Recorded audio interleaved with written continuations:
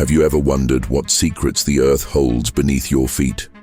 What titans walked the same paths we walk today, breathing the same air, gazing at the same horizon?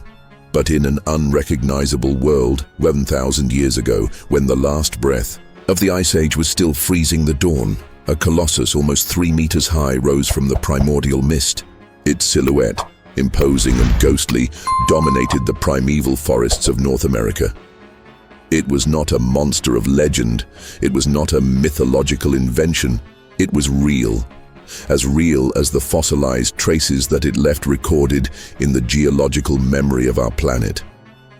The Cervalces scotti, the American giant deer, the last survivor of an ancient lineage that disappeared as the world he knew melted before his eyes. What led to its extinction? What secrets would you reveal to us if we could hear your story? And even more disturbing, are we the ones writing a similar story today?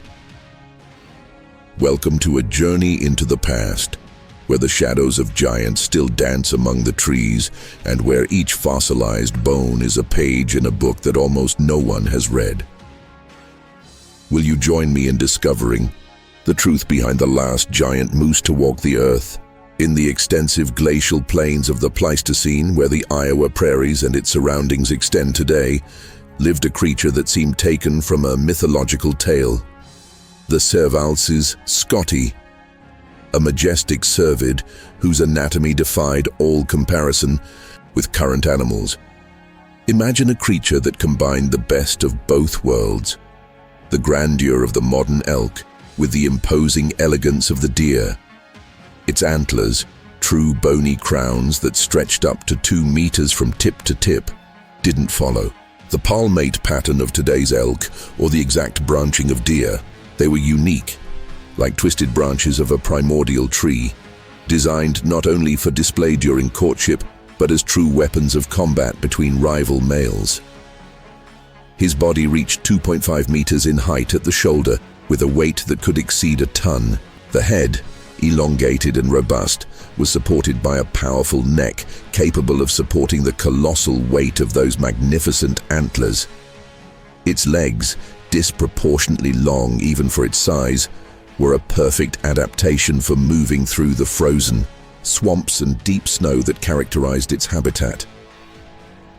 The giant deer did not live in large herds like other herbivores of the megafauna. Fossil evidence suggests that they were rather solitary creatures or formed small family groups, perhaps following the pattern of modern elk. The males competed fiercely during the mating season, colliding those colossal bone structures in duels that made the primitive earth tremble. His kingdom was the ecotone, that transition strip between the forest and the prairie. Unlike the famous Irish elk, Megaloceros giganteus, with which it is often confused, the Cervalces scotti was perfectly adapted to the open boreal forests and cold wetlands of North America. He was an expert navigator among trees despite his colossal size, and his extended hooves allowed him to walk over swampy terrain without sinking, like natural snowshoes. Its diet consisted primarily of aquatic vegetation, tender branches, and shrubs that grew in the transition zones between forest and grassland. Isotope studies of its fossil remains reveal that it was a selective browser, not a simple grazer like other contemporary herbivores. This dietary specialization was both its strength for thousands of years and, possibly, its Achilles heel when the world began to change. What makes Cervalces scotti especially fascinating is that it did not disappear in the Great Mass Extinction that wiped out most of the American megafauna about 12,000 years ago. We have evidence that it survived until about 11,000 years ago, holding on when many of its contemporaries had already faded from the fossil record. A survivor among fallen giants is how paleontologist Richard Harrington described him. A species that saw the end of one era and the beginning of another, only to disappear at the border between the two. And this is where one of the biggest mysteries begins. What made this colossal deer so special to survive when so many others perished? And what force finally managed to bring down this last snow giant? The scientific world's first encounter with the giant deer occurred in 1885, when an Iowa farmer accidentally unearthed some fossil remains while digging a well on his property. What seemed like a chance find would become one of the most significant paleontological discoveries in North America. William Scott, the paleontologist who studied those mysterious bones, found himself faced with an evolutionary enigma. It wasn't exactly a moose, nor was it a common deer.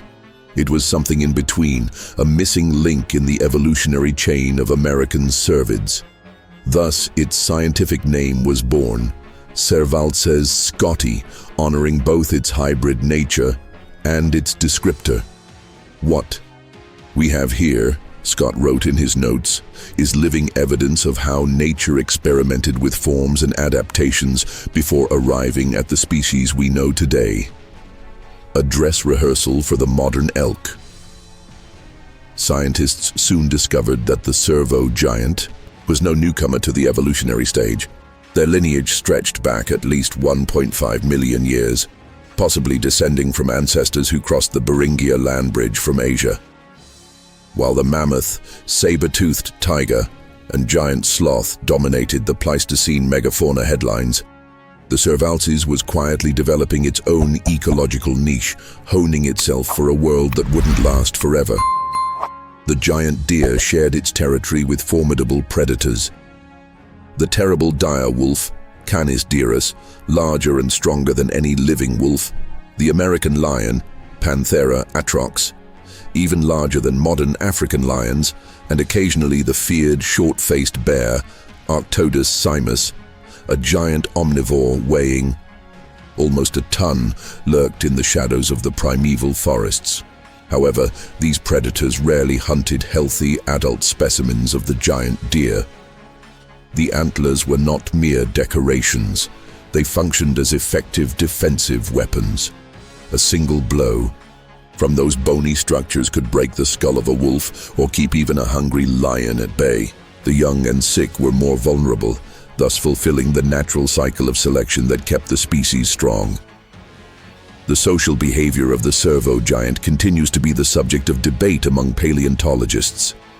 Females probably raised their fawns in small family groups, offering collective protection from predators. The males, on the other hand, would spend much of the year alone, joining the females only during the mating season. The roar of the servo giant must have been one of the most impressive sounds of the Pleistocene forests, speculates paleobiologist Kathleen Hunt. An ancient call that would echo for miles around, announcing challenges and courtship in a world now silenced.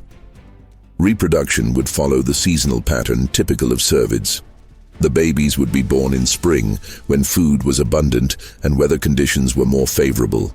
Unlike modern elk, which typically have a single calf, there is evidence to suggest that the giant deer could have twin births more frequently, a reproductive strategy that could partially explain its success for so long. The Cervalces scotti moved with the seasons.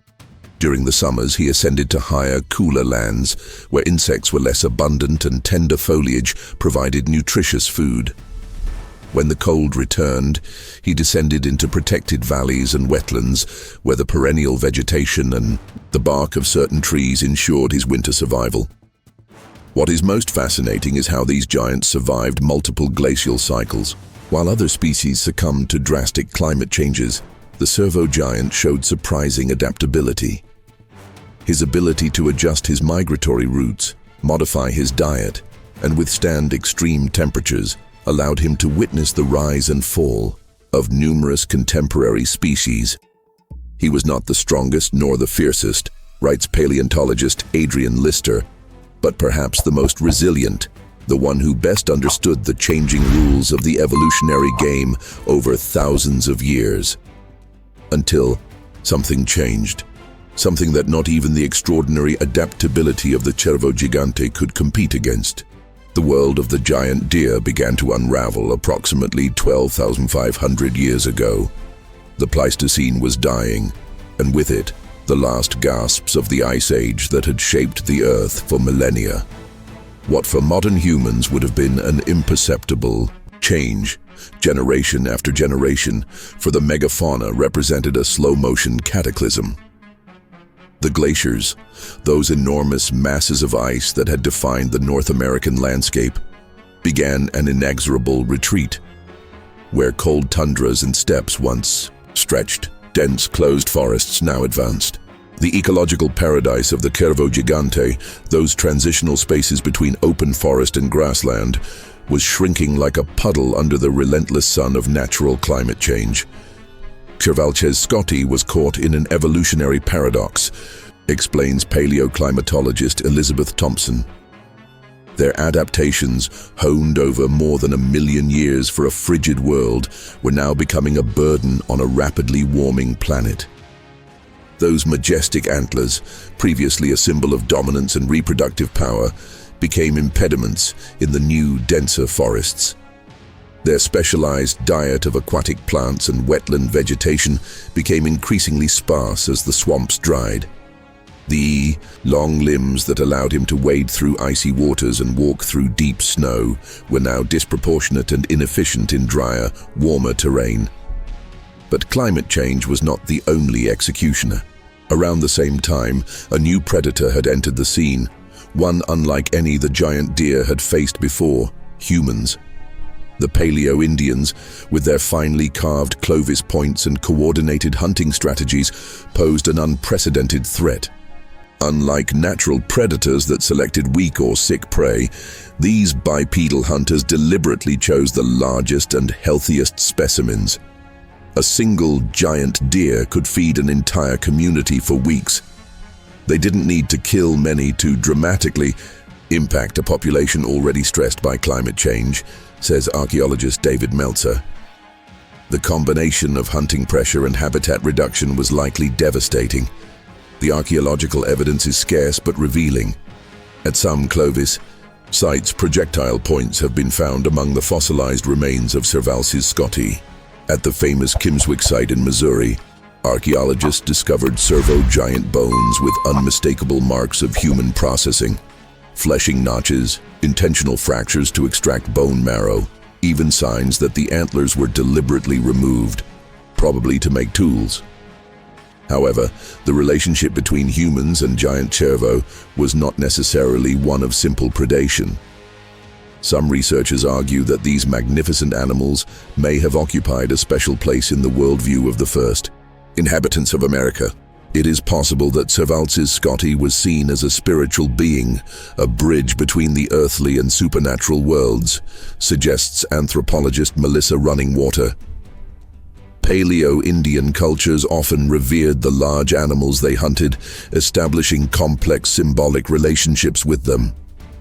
In some cave paintings in northeastern North America, representations that could be Cervo Gigante have been identified, although the interpretation remains controversial. These images show large deer with disproportionate horns, sometimes associated with human figures in what could be ritual scenes. As the last cervo giant struggled to adapt to a changing world, another silent threat was advancing: ecological competition. New species of cervids better adapted to post-glacial forests, such as white-tailed deer and modern elk, were beginning to occupy niches that once belonged exclusively to the Cervalces. The giant deer was thus trapped in what biologists call an evolutionary bottleneck. Its genetic diversity was declining as its population declined, making it increasingly vulnerable to diseases, environmental changes, and fluctuations in food availability.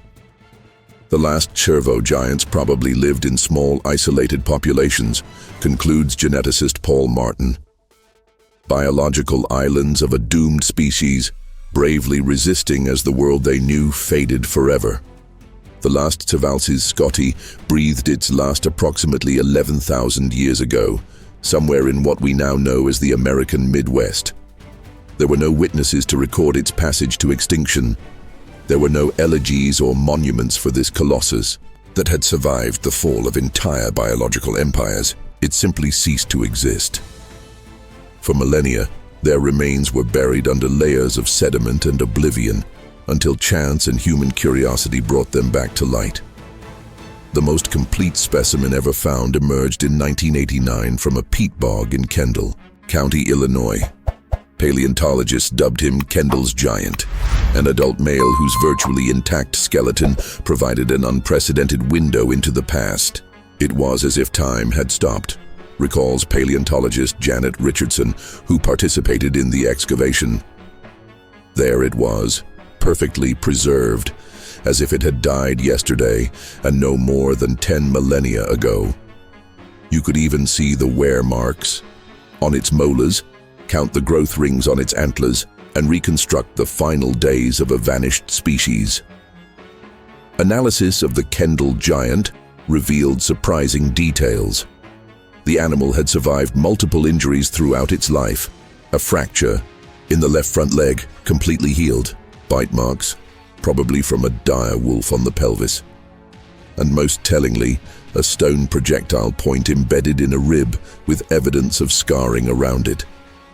This giant deer had survived an encounter with human hunters only to finally succumb, perhaps to old age in an increasingly hostile world. Modern technological advances have made it possible to extract information that was previously inaccessible. Stable isotope analysis of the Kendall Giant's teeth mapped its seasonal migrations. Studies of ancient DNA, although fragmentary, began to reveal secrets about its evolutionary position among cervids. Radiocarbon dating confirmed that it was, indeed, one of the last representatives of its species, living when most of the Pleistocene megafauna had already disappeared. It's like having a conversation with a ghost, explains evolutionary geneticist Michael Collins. Each collagen molecule, each preserved DNA fragment, tells us stories that we thought were lost forever. The history of the Cervalces scotti is not simply a chronicle of extinction. It is a mirror in which we can contemplate our own relationship with the natural world. Their disappearance raises uncomfortable questions about the human impact on ecosystems, even in prehistoric times.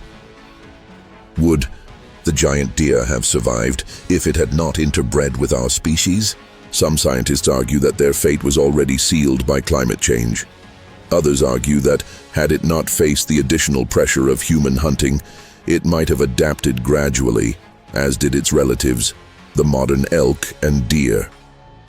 We cannot fall into the simplicity of blaming only climate change or only humans, warns conservation ecologist Robert Stevenson.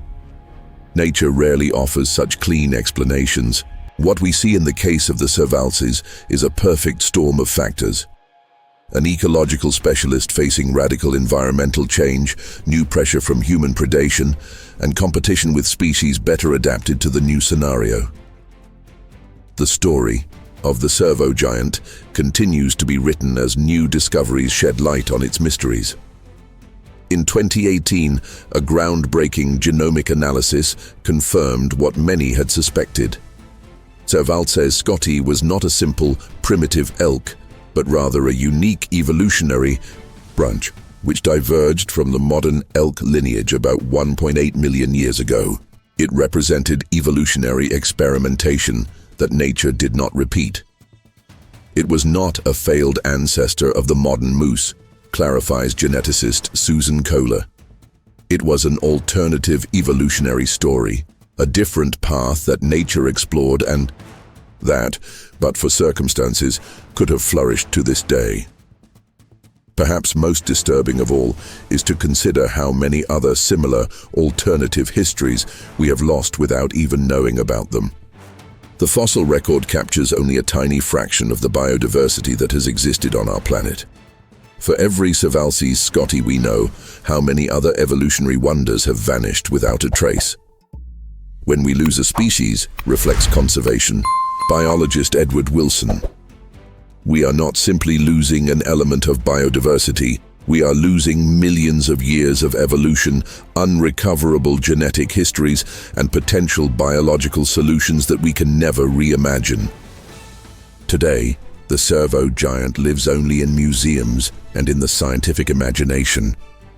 Its life-size reconstruction, based on the Kendall giant, dominates the main hall of the Field Museum in Chicago, where thousands of visitors look up in amazement at this ghost of the Pleistocene. But perhaps the most important legacy of the Cervalces scotti is not in its fossilized bones or in the artistic recreations that adorn paleontology books. Its true legacy lies in the lessons it offers us about adaptation, survival, and extinction. On a planet facing the sixth mass extinction in its history, the first consciously caused by a single species, the fate of the giant deer resonates with unsettling urgency. Every year, we lose thousands of species, many without even having discovered them. Like the Cervalces, many are caught between a changing world and the direct pressure of human activity. The difference, notes conservationist Jane Forrester, is that we are now aware of our impact. We are no longer the Paleolithic hunters who couldn't understand the long-term consequences of their actions. We have the knowledge, the technology, and hopefully the wisdom to avoid repeating history. Some scientists have even proposed the theoretical possibility of resurrecting the Cervo giant through advanced genetic techniques, using ancient DNA and its closest living relatives. A Lazarus project that raises as many scientific possibilities as ethical dilemmas. It's not just a question of whether we can do it, but whether we should, warns bioethicist Richard Hammond. What right do we have to bring back a species to a world that is no longer adapted for it? Wouldn't it be more sensible to concentrate those efforts on saving the species that are still with us? While the debates continue, the Cervo Gigante remains a powerful symbol of what we have lost and what we may yet lose. Their majestic antlers, which once echoed with roars of defiance in primeval forests, now whisper a warning to us from the past. The story didn't end 11,000 years ago in an Illinois peat bog. It continues today with every decision we make about our impact on the planet. The Cervalces scotti no longer walks among us, but its shadow persists, reminding us that even the most powerful can fade when the balance that sustained them for millennia is irreparably broken. The question this forgotten colossus leaves us with is not simply, why did it become extinct, but who will be next? And more importantly, what will we do to avoid it?